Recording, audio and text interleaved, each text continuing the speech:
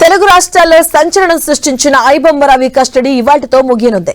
4 రోజులుగా కస్టడీలో ప్రశ్నల వర్షం కురిపించినా ఎలాంటి సమాచారం ఇవ్వడం లేదు.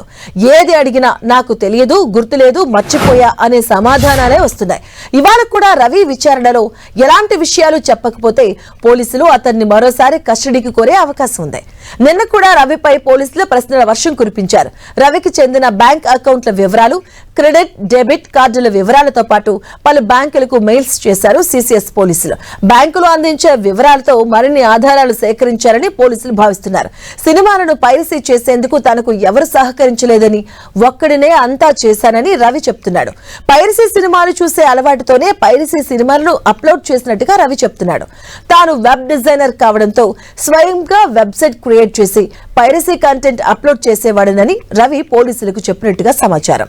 ఈ కేసులో 5గురిని అరెస్ట్ చేసిన మరుసటి రోజే రవి నెదర్లాండ్స్ కు వెళ్లాడు. అరెస్టును ముందే పసిగట్టిన రవి తన దగ్గరున్న హార్డ్ డిస్కుల్లో సినిమాలు తప్ప మిగతా డేటా అంతా అరెస్ట్ చేశాడు. బ్యాంకు ఖాతాలో ఉన్న డబ్బులను పలు అకౌంట్లకు మళ్లించారు. దొరికిన టైంను సద్వినియోగం చేసుకుని తన వివరాలు వెబ్సైట్ల వివరాలన్నీ ఎవరికీ దొరకకుండా రవి మాయం చేశాడు. ఇక విచారణలో పోలీసులు కీలక విషయాలను లాగేందుకు ప్రయత్నిస్తున్నారు. కానీ రవి మాత్రం పర్సనల్ విషయాలు మాత్రమే చెబుతున్నాడు. పైరసీ నెట్వర్క్ గురించి నోరు విప్పట్లేదు. కోట్ల రూపాయల లగ్జరీ లైఫ్ గురించి బయట పెట్టారు.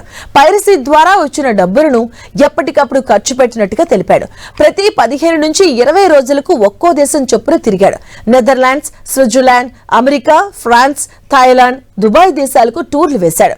ఇక సెయింట్ కిట్స్ నేవిస్ పౌరసత్వం తీసుకున్నాడు రవి. విదేశాల్లో ఉన్న సఫిస్టికేటెడ్ సర్వర్ల ద్వారా పైరసీ నెట్వర్క్ ను నడిపాడు. ఇక రవికి చెందిన ఒక బ్యాంక్ ఖాతాలో 3.5 కోట్లు ఉన్నట్లుగా పోలీసులు గుర్తించారు. హైదరాబాద్ లో, వైజాగ్ లో రవికి ఎంతో విలువైన ఆస్తులున్నాయి. బిజినెస్ క్లాస్ ట్రావెల్ ఫ్లైట్లలో తిరుగుతూ లగ్జరీ హోటల్స్ లో గడిపాడు. ఒంటరిగానే ఉంటూ స్టైలిష్ లైఫ్ స్టైల్ ను ఎంజాయ్ చేస్తున్నట్టుగా పోలీసుల ముందు ఒప్పుకున్నాడు రవి.